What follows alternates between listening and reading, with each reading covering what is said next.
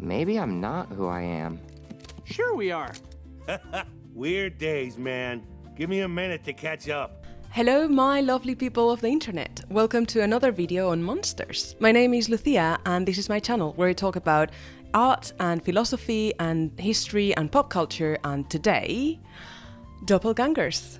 Before we start, I wanted to say a quick thanks to the people who have already subscribed to my channel and who have left comments in my previous videos. I'm very happy that some of you found my videos interesting or useful, and hopefully this one will be too. I'm really excited for this video. This is a topic that I find particularly interesting because where other monsters that I am exploring in this series have a more abstract connection with our present, with the doppelganger there is plenty to be scared of, symbolically and factually. They are as much metaphors for anxieties that we have in an image-obsessed society as they are actual threats in an era of AI and industrial reproducibility. The term doppelganger is incredibly broad, encompassing impersonators, clones, evil twins, body snatchers, fractured selves, the list goes on.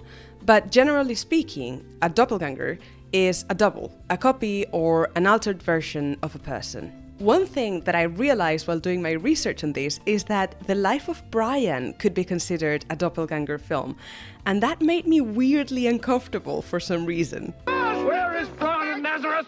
You bastard! I have an order for his release. I'm Brian of Nazareth. What? Yeah, I'm Brian of Nazareth. Take him down. I'm Brian of Nazareth! I'm Brian. I'm Brian and so's my wife. So, huge topic, but for the sake of this video not lasting hours, I'm going to narrow the scope down to the type of doppelganger that is created by means of technological reproduction, namely photography and more recently artificial intelligence. Why? Because we are, in deep shit. We're in deep shit with this in our industrial and post-industrial societies. This is a topic that concerns what it means to be human, and it's affecting our mental health, it's affecting how we relate to each other, to ourselves, to death, and it's going to have deep consequences on how we live. So, without further ado, prepare yourself for a trip through the dark side of photography, Freud, deathbots, Robin Williams, and the unspeakable ugliness of artificial intelligence. Let's jump in. In many ways, I consider the doppelganger to be the ultimate monster because many other monsters are in essence variants of the doppelgangers. In his 1919 short essay, The Uncanny, which has been hugely influential in psychoanalysis and critical theory, Sigmund Freud connected the image of the double, or the doppelganger, with the notion of what he called the uncanny. He defines the uncanny as this feeling of simultaneous familiarity and strangeness or unease that arises when confronted with a reality that is at once perceived as known and alien. He strives to connect those feelings with childhood experiences and different stages in the development of the ego, connecting it with the use of dolls. A particularly favorable condition for awakening uncanny feelings is created when there is intellectual uncertainty whether an object is alive or not, and when an inanimate object becomes too much like an animate one. Listen to Mattel's new baby secret. Is anyone else awake? She whispers just to you, and her lips really move when she talks. It's almost unbelievable. I want to tell you something. Freud claims that the double is first created in the child's mind as a form of insurance against death. He says that all of us go through a stage of magical thinking in our development, where the limits between the animate and the inanimate, us and the world, are not so clearly defined. And he sees this infantile thinking reflected in the religious beliefs of what he refers to as the primitive man. He implies that civilizations go through similar stages as the individual human being, where religion and spirituality can be perceived as tools used by less evolved societies to make sense of the complexity and pain of the world. This is a controversial point, of course, but Freud was an atheist and very much a man of his time. So he saw the rational scientific approach to the world of Western society as the peak of progress. 100 years on, we could debate whether the Western canon is actually free of magical thinking, or it simply has relocated those instincts to other, perhaps less obvious places. which I claim. I claim that in this video even. But you know, there's something to be aware of when we read him. So for him, the notion of an immortal soul can be seen as the first instance of a doppelganger. It's a double of the physical self aimed to shield it from time and from death for eternity. However, he says, what is born as a mechanism of protection quickly becomes an element of horror, as the double becomes an omen of death. Because when the limits between the self and the world are more defined, the double is not understood as identical to the self, but as something other, an independent entity. In fiction, we see doppelgangers represented as both internal and external threats, though this distinction is sometimes blurry. The, let's call it internal doppelganger, usually appeals to the fear of never fully knowing oneself. There is a part of you that always escapes your control and your knowledge. This part in psychoanalysis is referred to as the unconscious or the id. It's the wild automaton within you, the parts of you that run without your conscious control. Id is a real pleasure seeker, and it wants immediate gratification. It wants sex. Come here, baby. It's into aggression. Hey, I'll smash you to bits. And what it wants right away. Now! Give it to me now! What am I capable of? What lies under all these layers of civilization? What happens when I'm asleep or when I'm in an altered state of consciousness? How do I make sense of the different versions of me that inhabit this body of mine? It's connected to the anxiety of not having a fixed identity, of being unable to define oneself, to the point where those different versions of you can feel like another within you. On the other hand, the external doppelganger is born from a fear of being replaced or even framed. A fear of an external agent that uses your likeness to appropriate your life or to destroy it. When technology is involved, it also appeals to the loss of value of humanity or of human life, the last frontier of industrialization. It speaks of a movement capable of entirely doing away with humans by replacing them with copies or treating them as exchangeable, using and discarding them like any other resource. Clones are a classic example of this. The common theme to all doppelgangers is their connection to the idea of the ego, both as it appears in psychoanalysis and in Eastern traditions like Tantra, Hinduism, and Buddhism, even though they are substantially different. In psychoanalysis, the ego represents the conscious part of your psyche that negotiates the demands between the unconscious, which wants immediate gratification of our needs and desires, and the superego, which represents the expectations, beliefs, and ideological imperatives of the society and the family that you grew up in. The ego tries to meet the id's needs the best it can without letting it run wild and wreak havoc. The ego operates under the reality principle, keeping desires realistic and under control. In the Eastern tradition, on the other hand, the ego is the constructed identity of our conscious self, the collection of things that we believe to be true about ourselves. The doppelganger is a direct threat to the ego, be it because it denies its power as the sole driver of our body, or because it questions its value and its uniqueness. And a threat to the ego must never be underestimated because it produces incredibly powerful reactions in us. We identify so intensely with our ego that we perceive things that are a threat to it to put our very lives in danger, even when that is not the case. Let me give you an example. Think of something that you believe to be true about yourself. Let's say that you believe yourself to be an intelligent person. When someone insults you, saying that you're stupid or incapable, you may have a strong emotional and physiological reaction to those words. Factually speaking, you are not in any physical danger, but words that deny your ego's identity can produce the same reaction in you as being physically threatened. Is this an irrational fear?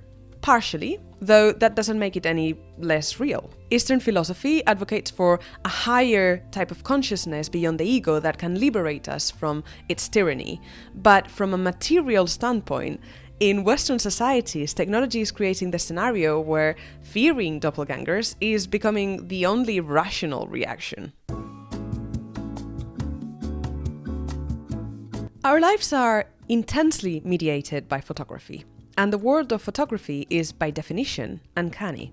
Why? Because photography allows us to see ourselves from the outside as an other. Before the invention of photography and audiovisual media, one could only see oneself on a reflective surface, like a mirror or a still surface of water, or through the eyes of an artist. But an image produced by an artist is always understood to be an interpretation of reality, as much a reflection of the world as it is a reflection of the artists themselves. The mechanical eye of photography, on the other hand, carries a claim to objectivity. When photography was invented, European painting went through a bit of an existential crisis. Very broadly speaking, in the centuries preceding the invention of photography, European art had been concerned with the representation of holy images, important people like this piece of gammon over here, events, myths, and to a lesser extent, landscapes and still lifes. The Western canon sees intrinsic value in realism. I won't get into why now, because that would deserve its own video, but this is deeply tied to Europe's history and ideology. Photography forcefully freed Western art from the imperative of realism. It confronted artists with the purpose and nature of their own craft. After that, art became much more self-conscious and discursive. It has never ceased to attempt to justify itself through 1,000 different definitions of what it is. Art is political, art is self-expression, art is a language, art is an investment, art is a reflection of the human soul, art is a career, art is a form of therapy, art is a scam, art is something that your 5-year-old can make. Photography has never been subjected to the same scrutiny because from the beginning, its utility was obvious. It was always more than an art form. With the expansion of photography as a democratic medium accessible to all, a parallel world was created. This was a world of fantastic doubles, a world of doppelgängers. In her amazing essay on photography, Susan Sontag writes, "To photograph people is to violate them, by seeing them as they never see themselves. By having knowledge of them they can never have, it turns people into objects that can be symbolically possessed." Sontag wrote her book in the 70s, and photography back then usually involved two participants: the photographer, who was the active subject, and the model, who was the passive object. But what happens when the person taking the picture is the same as the person in the picture? It's not that selfies didn't exist when Sontag wrote her book. There are many notable artists, particularly women, like Ana Mendieta, Elena Almeida, and Francesca Woodman, whose practice is based on photographic self-portraits. Self-portraits in these artists' practice were a means to reclaim their own image in the context of an art history where men had always been the looking subject and women the objectified muses. So from the 60s, feminist artists wished to take control of how their image was presented. But at the time, selfies were difficult to take with no front-facing cameras, so they were not that popular among the masses. Plus, photography in the hands of common people belonged to a much more private sphere. The family album, the holiday souvenir, things that only the people close to you would see. It's the invention of the smartphone and social media which really brought selfies to the center of our photographic experience and brought the world of doppelgängers so close to our own that they have become increasingly intertwined. We live with our doubles since childhood. From the moment we are born, whether for official purposes or for private use, our images are being taken. Reality is so mediated by photography that existence as presence and existence as image are sometimes indistinguishable. And the thing is, from the second you take a picture with your camera, that image has a life of its own. A picture of yourself can be aspirational, or it can produce a feeling of abjection. You might reject your own image, envy it, feel ashamed by it. Seeing yourself as an external entity allows you to become your own competition. First and foremost, you are haunted by your double's image. The idealized image of the beautified you, the one that strikes a good pose, looks younger or cooler, and the abhorred image of the parts of you that you don't wish to identify with. And the thing is, neither of them is true. Our image doubles exist outside of time. They are frozen snippets taken from a changing reality that is ever moving. To take a picture is always to select and to distort. Using light, perspective, and focus, you can create very different images from the same reality. So the competition against your double is lost before it even starts, because your double exists in a parallel, timeless reality. And if they look bad, it's bad. But if they look good, it's also bad, because how are you going to keep up? Photography is, to a great extent, fiction. And we know this. rationally at least. Yet we are still deeply affected by the images we see online. Cynically or not, many of us partake in the online reproduction of a past that never was, in search of recognition or attention, and we are deeply affected by what happens in that other world. We know for a fact that people's faces, bodies, and lives are very different from what we see in their curated videos and pictures, but that doesn't stop us from feeling like crap when we compare ourselves to them. And often, we try to fix that feeling by making our digital double perform as if we were not feeling like crap. We use our doubles as puppets, as dolls, in the same way that Freud described. In their parallel reality, they enjoy a life that we, like the people in Plato's cave, meticulously produce, and like the captives in Plato's cave, we also consume. We know that images are staged, retouched, fabricated, yet they still retain their power as if they were not fiction. And that's something that I find fascinating. Knowing the trick doesn't make you invulnerable. Your rationality can't protect you against this. It can help you identify the issue, perhaps, but the doppelganger works at a different level. It's beyond the grasp of your conscious ego. It's as if it were always behind you. And as long as you have a strong ego that seeks to crystallize your identity, the doppelganger will always come back to hunt you. And now the shit hits the fan. AI is making the news every week, and it's hardly ever for anything positive. Where photography has often brought into question the notion of truth, AI is quickly blowing it up altogether. Last week, Zelda Williams, the daughter of beloved actor Robin Williams, posted an Instagram story asking people to stop sending her AI-generated images and videos of her dad, who died in 2015. She said, "To watch the legacies of real people be condensed down to, this vaguely looks and sounds like them, so that's enough. Just so other people can churn out horrible TikTok slop, puppeteering them is maddening." Indeed. You're not making art, you're making disgusting, overprocessed hot dogs out of the lives of human beings, out of the history of art and music, and then shoving them down someone else's throat, hoping they'll give you a little thumbs up and like it. Gross. And for the love of everything, stop calling it the future. AI is just badly recycling and regurgitating the past to be reconsumed. You are taking in the human centipede of content, and from the very, very end of the line, all while the folks at the front laugh and laugh, consume and consume. She put it so eloquently in her rightful anger. I find this sickening at so many levels. Last week, Kurzgesagt also released a video on how AI's LOP is affecting creators and how it's rapidly turning the internet into a toxic wasteland. So I recommend you to watch that if you're interested. There is no measure of consent involved in the creation of these images and videos. A person's voice and image are being stolen, recontextualized, and used in ways completely outside of their control. It obviously causes distress to their loved ones, and in our entirely digitalized, image-based world, it threatens, well, everything. As this technology fastly evolves, it gets harder and harder to distinguish between reality and fiction. I'm going to show you two videos. One is real, one is altered by AI. Which one? The book that I got excited about reading through. It's called This Can't Be Happening in MacDonald Hall. It's called How the Prime Minister Stole Freedom. Yeah, it was the last one. Deepfakes are the ultimate doppelganger. With institutions and authoritative sources like traditional media being eroded, it's even harder to verify whether what we see is real or not.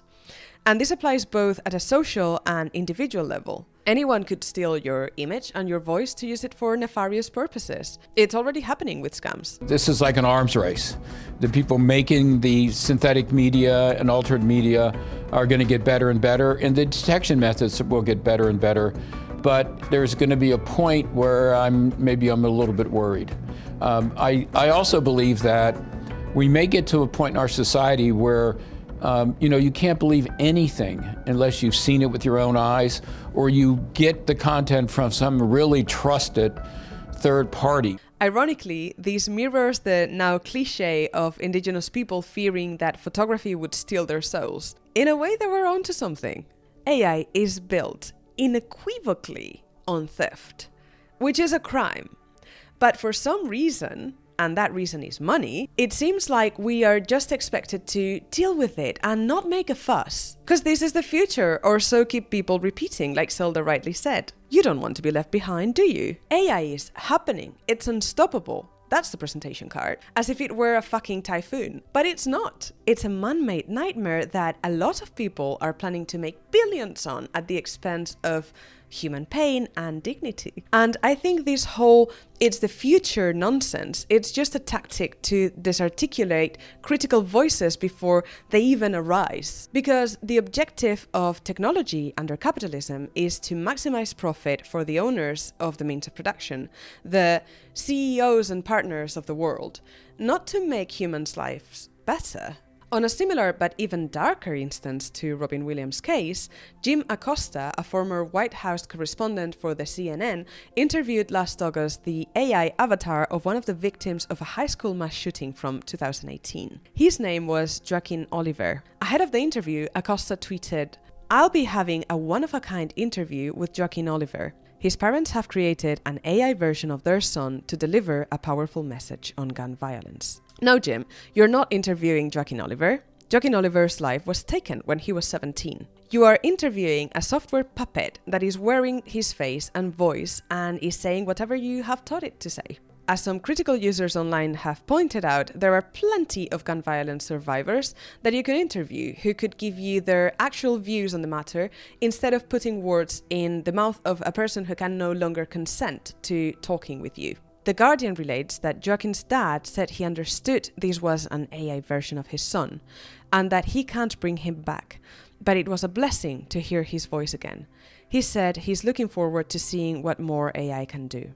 It seems like his parents are using this as a way to find meaning in the killing of their son, by trying to turn his death into something that brings awareness to society, and as a tool for coping with grief. I don't know if this is an idea that they had on their own or if they were approached by people, but there are already companies offering the services of grief bots or death bots. These AI models are trained with text messages, videos, images, and so on, left by the deceased person to create an avatar whom they can interact with. There is always someone who wants to profit from people's vulnerability, especially in a system that rewards profit over human dignity. I anticipate this issue being difficult to critique, because when people are in pain, they are very protective of the things that give them solace. But I can't help but seeing this as a way of bypassing the inevitable and final nature of death to remain in a state of denial.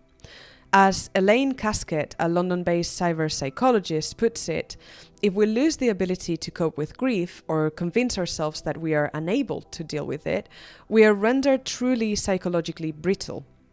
It is not a pathology or a disease or a problem for technology to solve. Grief and loss are part of normal human experience.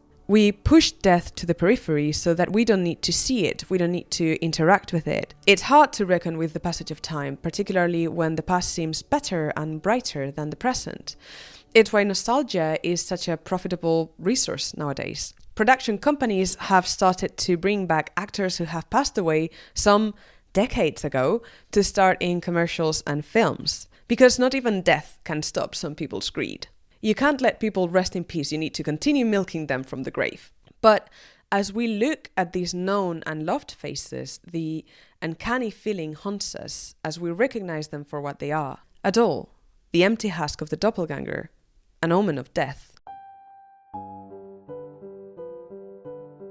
I think this video was a bit more intense than the others, but hopefully not in a bad way. Let me know what you think in the comments, and thank you so much for watching this till the end. I'm looking forward to seeing this channel grow and to making more videos, so I really appreciate the engagement. If you liked this, give it a like, and if you would like to see what's coming next, subscribe and stay tuned.